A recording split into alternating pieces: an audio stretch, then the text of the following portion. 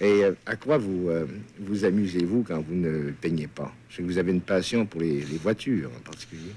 J'aimais beaucoup la voiture, je faisais de la course automobile. Vous avez fait la course automobile? Oui. Et il y avait là aussi, en fait, c'est encore des détails. Si l'heure est courte, on peut les passer. Mais autrement, c'est très amusant. Pour ceux qui s'intéressent à l'automobile, au début, quand je faisais la course automobile, on pouvait courir finançant sa propre voiture.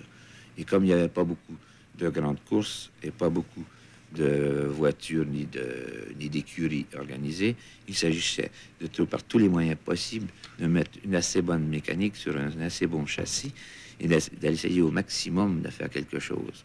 Or, il s'avère que maintenant, étant donné le financement que font les grandes usines, Ferrari et Ford ou Porsche, jamais un individu peut, à moins d'être multimillionnaire, mettre une voiture aussi au point que les autres peuvent le faire. Donc, à partir de là, le plaisir de la course automobile est d'en faire une profession, même annexe, mais vraiment, est presque supprimé pour les gens qui sont de moyens, à moins d'être vraiment un des très grands conducteurs qui, malgré tout, comme dans tout, ça passe.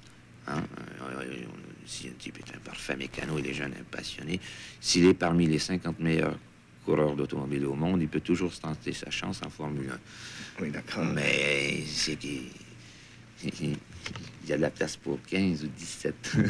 Mais la voiture que vous avez et qu'on a aperçue à l'écran il y a quelques instants, c'est une voiture d'époque Louis XV presque. Hein? Qu'est-ce que c'est comme voiture? C'est-à-dire que ma passion de l'automobile consistait aussi beaucoup à ma passion de la mécanique. Alors, j'ai fait pris connaissance avec l'automobile, finalement, en voyant ces mécaniques perfectionnées. Et or, cette voiture qui est une Bugatti est, au point de vue mécanique, une des choses les plus superbes qui a été construite. Bugatti de quelle année? Cette voiture est de 1934.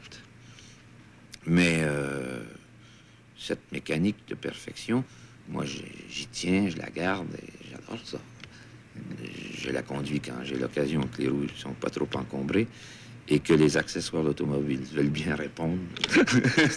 C'est exact que l'huile à moteur, c'est de l'huile de ricin, ce qu'on appelle ici de l'huile de castor. Oui, parce que là encore, c'est une question très technique. Et en automobile, jusqu'à présent, les huiles étaient assez défectueuses. D'ailleurs, on en prend encore l'huile de ricin avec des bidons sur lesquels il y a des étiquettes de marque d'automobile. Ah bon. Mais c'est vraiment de l'huile de ricin parce que c'est une huile qui, à haute température, ne perd pas sa viscosité. Ce qui nous permet de chauffer le moteur sans que couler les bielles, quoi. Et c'est la raison pour laquelle il y a de l'huile de ricin dans cette voiture qui aurait tendance, dans certaines circonstances, à chauffer. Même si elle ne chauffe pas, on ne peut pas prendre le risque. Parce que pour remplacer un moteur, c'est pratiquement impossible. Et est-ce que c'est la même passion de la mécanique qui vous fait aimer le bateau à voile, par exemple? Elle découle parce que le jour où j'ai décidé de ne plus courir en automobile pour des raisons aussi autres que le mécanique et d'autres raisons particulières, j'ai décidé que on m'avait dit que avoir une Bugatti, c'est coûtait aussi cher que d'entretenir une danseuse de l'opéra. Alors, une Bugatti, ça peut être plus fidèle si les pièces de rechange existent. Plus fidèle qu'une danseuse d'opéra.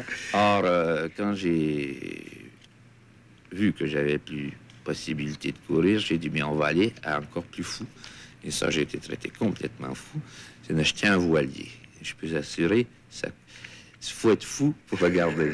Oui, il ne faut pas aimer les danseuses d'opéra.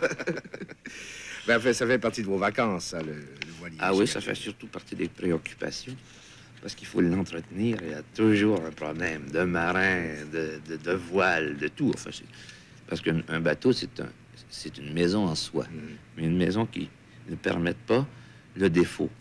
Et si un tiroir ne peut pas être bloqué, à la gîte, on l'a sur la tête. Et si on l'a de n'importe quel détail, aussi bien mécanique, si ces dangers deviennent dangers absolus. Parce que dans une tempête, on ne peut pas se permettre l'erreur. Mais dans ce tableau, est-ce qu'on peut se permettre l'erreur? Ah, mais c'est aux autres de décider. Alors qu'en bateau, c'est notre peau qui compte.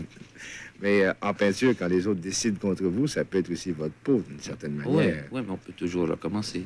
Alors qu'en mer...